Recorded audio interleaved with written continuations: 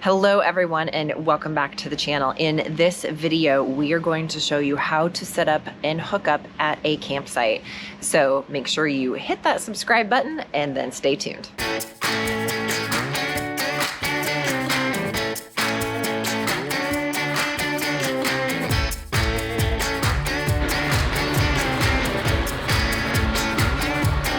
I'm not sure, what do you think about the bedroom slide though? Like with that push and then where you're at with the boxes and everything. I think we might be good. You want to go back there and see if we have clearance?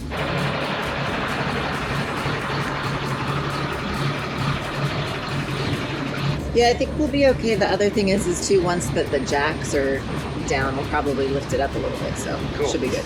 All right. Nice. Let's do this. All right, so we just arrived at our campsite after a feels like a long travel day. We just might be out of the habit a little bit, but anyway, so about 4.5 hour drive into the Miami area today. So we're getting set up. So first things first, whenever you arrive to a campsite, is you always want to make sure your RV is level before you start putting out your slides. So we're going to put the levelers down, and then once we put the levelers down, then we'll walk around the RV one more time, make sure that we're good on our slide clearances, and then we'll start putting those out next. So the first thing that we need to do is drop the jacks, and before you drop the jacks, you want to make sure the motor is running because it does really take a lot of juice out of the batteries when pulling out the slides. So I'm gonna go ahead and start it and then go drop the jacks. So I had a bunch of these wood blocks cut. So basically what these do is you put those under the jacks. So if the ground is soft, it will give you more room to level the jacks. So we're just gonna put 3 of these blocks under each one of the jacks, and basically what that does is it gives the jacks a little more flexibility to level out. Definitely would recommend picking up some of those.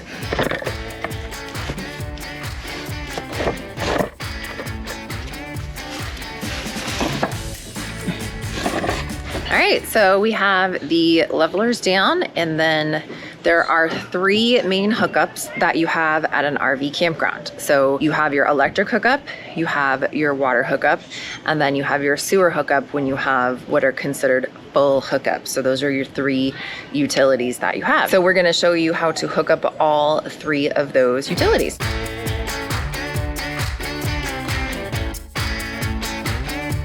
Okay, so the first thing that I do when we get to a campsite is that I hook up the electric. So Charity can turn on the air conditioners, run out the slides, and take care of everything inside. So as soon as the electric's hooked up, I just knock on the side of the RV and to let her know that she can go ahead and do her inside duties. All right, so let's go ahead and get the electrical hooked up. We're in a little bit of a tight spot here, but okay. So here is our electrical cord. I do have a Progressive Industries surge protector on it. This is a 50 amp portable surge protector. This protects the RV from any brownouts, any issues with the pedestal. It'll let you know by the indicator lights if there's an issue. And yeah, this thing is awesome. You definitely want to get one of these if you don't have one. We'll put a link in the description below. Let's go ahead and open this up. We're gonna go plug this in. Now sometimes you may have 50 amp service, sometimes you'll have 30 amp. So here's the difference between the two.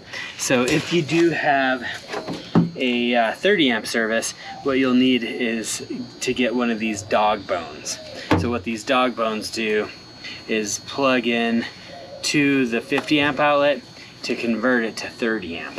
But we have a full 50 amp hookup, so we want to utilize the full 50 amps of service. First thing you want to do is make sure the breaker is off before you plug it in, and then we'll plug it in and then flip the breaker on. And as you can see here, we have green and blue on the Progressive Industries, so that is good.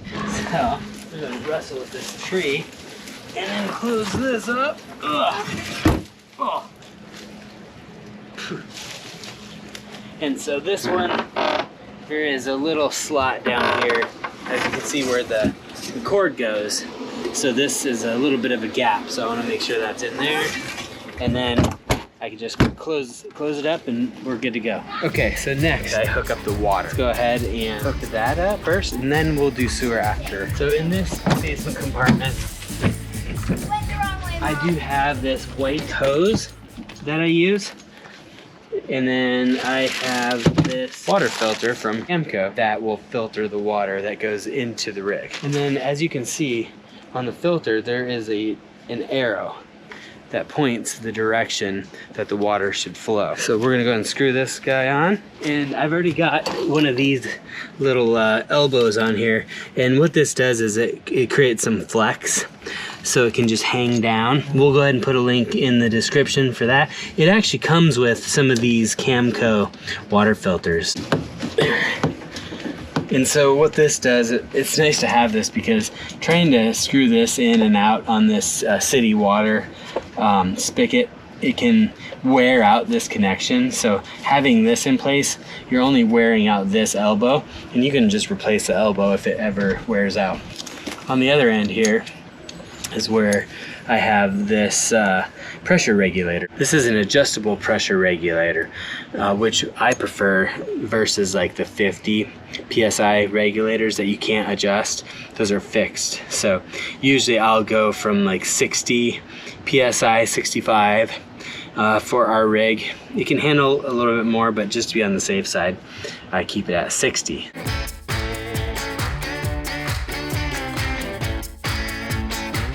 So the last thing that I hook up is the sewer hose. Now some campgrounds have certain rules, like this one that we're staying at. This is a 1,000 Trails Park. And the rule at this campground is that you do need to have the hose off the ground on one of these ladders. So I'm gonna go ahead and just put one of these ladders down, and then we want it to, we're gonna find out where the sewer is, and that's right over there. And we want it to flow downhill, right? We want it to flow downhill. I always put a pair of gloves on. First thing we want to do is put this up through the hole and connect it up to this. We don't want to open these up yet, of course. Then I'm going to grab this. So we just want to make sure we've got the right length first, right? So if we don't have the right length, I recommend having 2 different hoses. That way you can hook them up to each other and extend it out further if you need more hose. But in this case, we're good to go. So what I'm going to do is I take this off first, then I screw it on to the sewer. So we're gonna open the cap up. What I'm going to do is screw this on, make sure it's nice and tight. Okay, then what I do is turn this as far right as possible and then turn it tight. So that way it's nice and snug. Then we're gonna go ahead and put it on the ladder. So come on over and let's put this up on the ladder. So you would just wanna get it extended out as far as possible. So we leave the black tank closed at all times. And the thing you want to do is when you do pull the black tank, pull it first, then let it drain completely. After you're done with that, you want to go ahead and close the black tank and then open the gray tank to wash out anything from the hose so it's completely clean. And you can leave the gray tank open at all times. So we're gonna go ahead and open the gray. I don't have anything in the black right now, so we're gonna leave that closed. And we're gonna go ahead and leave the gray open, and we are good to go out here. All right, so Ben has got the outside stuff done, and I'm gonna run out the slides.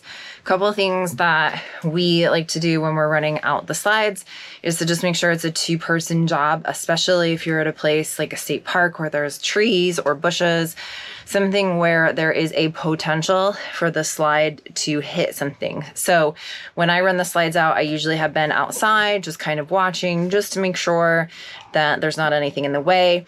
The other thing is when running the slides both in and out, it's always a good idea to just do a quick visual double check on the inside and make sure that you don't have anything in the way. We've ruined more than one thing by not realizing it was in the way of the slide path, and then crushing it is the slide was going out. So I'm gonna do a quick double check on all of those things and then get the slides out.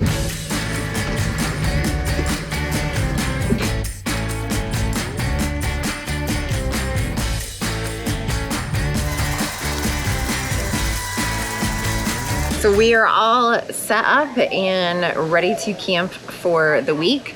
And we hope that you found this video helpful in some way, especially if you're new to RVing or setting up a RV or camper at a campground. So if you found this video helpful, we'd love it if you'd give it a thumbs up and hit that subscribe button. And until next time, We'll see you on the road.